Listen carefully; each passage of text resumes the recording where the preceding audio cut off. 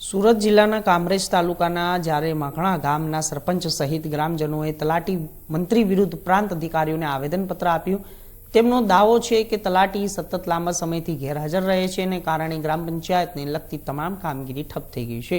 કામરેજ તાલુકાના માખણા ગામના સરપંચ સહિત ગ્રામ પંચાયતના સભ્યો અને ગ્રામજનોએ તલાટી મંત્રી વિરુદ્ધ કામરેજ પ્રાંત અધિકારીને આવેદનપત્ર પાઠવ્યું અને ગામના સરપંચ જેતલબેન પટેલે જણાવ્યું હતું કે તેમની પંચાયતના તલાટી ધર્મેશભાઈ લાડુમોર વારંવાર રજા ઉપર ઉતરી જાય છે અને આ ક્રમશઃ લાંબા સમયથી થઈ રહ્યું છે, જેને કારણે ગ્રામ પંચાયતની કામગીરી એકદમ ઠપ થઈ ગઈ છે। લોકોને આરટીઈના દાખલાના આવાસના દાખલા જેવા વિવિધ દાખલાઓ માટે મુશ્કેલીઓ પડી રહી છે। સાથે સાથે પંચાયતના કર્મચારીઓને પગાર તથા તેમજ ધન કચરાના નિકાલના બાબતેની પૈસાની પણ પંચાયત નિયમિત ચૂકવણી કરી શકતી નથી। તો ગામના ગરીબ આદિવાસીઓ ચોમાસા પહેલા તેમને આવાસ મળે તે માટે ફોર્મ પણ ભરી શકતા નથી।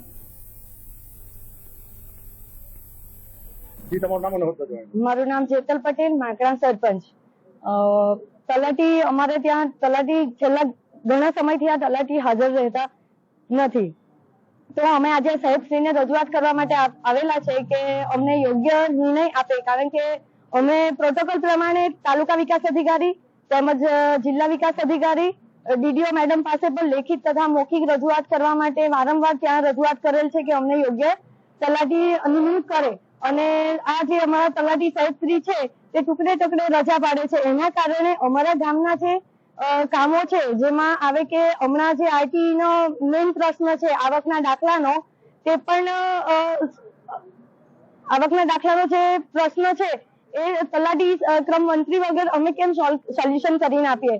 તો સાહેબશ્રીને એ માટે જ રજૂઆત કરવા માટે અમે અહીંયા આવ્યા છે। અને બીજા એવા ઘણા એવા પ્રશ્ન છે, રેશન કાર્ડમાં કેવાયસી કરાવવાનું અને આવકના દાખલા, વિધવા સહાય જેવા વિકાસના કામો કેટલાક એવા ખોરંભે ચડેલ છે। ત્યાર પછી અમારા જે કામદાર મજૂરો વર્ગ છે કે ભાઈ પંચાયતમાં વીસી તરીકે કામ કરે છે, ત્યાર પછી પટ્ટાવાળા બેન છે, કચરાવાળા ભાઈ છે, એ બધાના પેમેન્ટ પર બધા ખોરંભે ચડેલ છે।